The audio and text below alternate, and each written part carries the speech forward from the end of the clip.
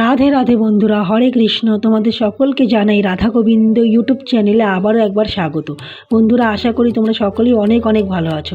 বন্ধুরা, আজকে বলো তো কোথায় যাচ্ছি? দেখো, রেডি সেডি হয়ে গেছি।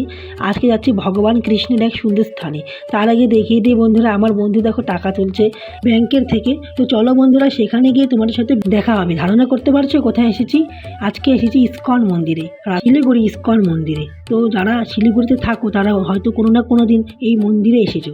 রাধা মাধব সুন্দর মন্দির, খুব সুন্দর বন্ধুরা ভিতরের পরিবেশটা। তো আমি সেখানে সেরকমভাবে ভিডিও করতে পারিনি, কিন্তু তোমরা সঙ্গে থেকো।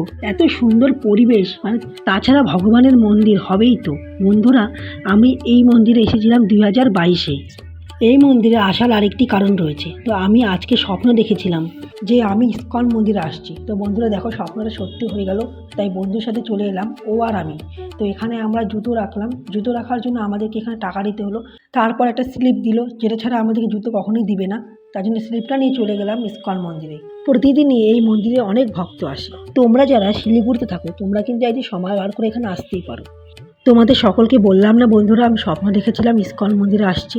আরেকটা কথা বন্ধুরা, আমি কিন্তু স্বপ্নের মধ্যে জয় পতাকা মহারাজকে দেখেছিলাম, তাকেও স্বপ্নের মধ্যে দেখেছিলাম। তো আমরা এখন সিঁড়ি বেয়ে মন্দিরের উপরে উঠছি। তোমরা যারা ইস্কন থেকে ভগবানের বই সংগ্রহ করতে চাও, ভগবানের লীলা সম্বন্ধিত কিংবা হলো ভগবানের কীর্তন সম্বন্ধিত, তারা কিন্তু এখান থেকে বই সংগ্রহ করতে পারো। মন্দিরের ভিতরে ঢুকে দেখলাম বাইরে গণেশ ঠাকুরকে ব্যাসদেব মহাভারত বলছে এবং গণেশ ঠাকুর লিখছে। তাদের একটি খুব সুন্দর চিত্রপাট সেখানে দেওয়া হয়েছে। তারপর মন্দিরের ভিতরে ঢুকে দেখলাম প্রভুপাদের ছবি। প্রভুপাদকে ইস্কন মন্দিরের প্রতিষ্ঠাতা।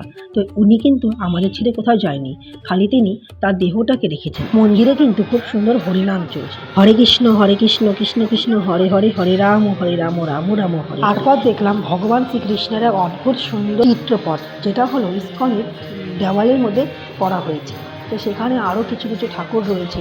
তারপর ভগবানের বিশ্বরূপ রয়েছে, অপূর্ব সুন্দর। তারপর আমরা মন্দির থেকে নিচে নেমে আসলাম। এখানে খুব সুন্দর একটি পুকুর রয়েছে এবং খুব সুন্দর একটি হ্রদ রয়েছে, যেখানে সবাই বসে ফটো তোলে।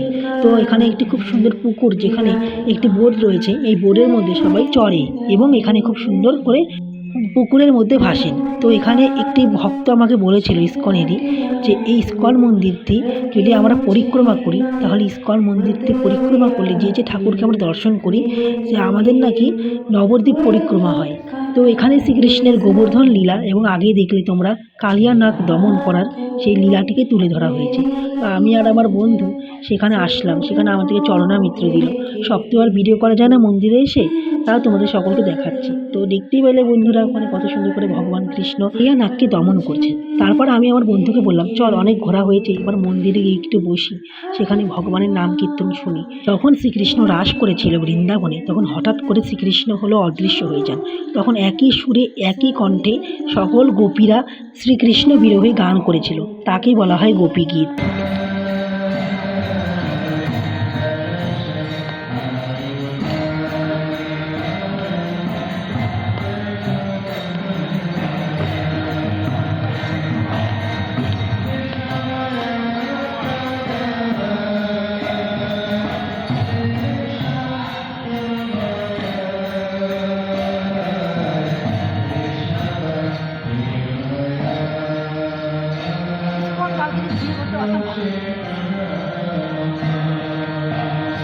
প্রতিদিন এসে বসে থাকতে হবে এখানে।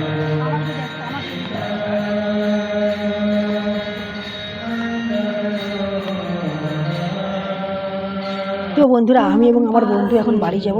তার আগে আমি কিনে নিলাম নামহট্ট পরিচয়।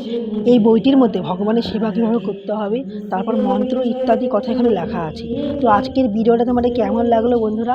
যদি ভালো লেগে থাকে তাহলে লাইক করতে পারো, কমেন্ট করে নিজের মতামত জানিও এবং ভালো লাগলে সাবস্ক্রাইব করতে পারো। নোটিফিকেশন পেতে বেল আইকন বাজিয়ে দিও। আজকের মতো এই পর্যন্ত।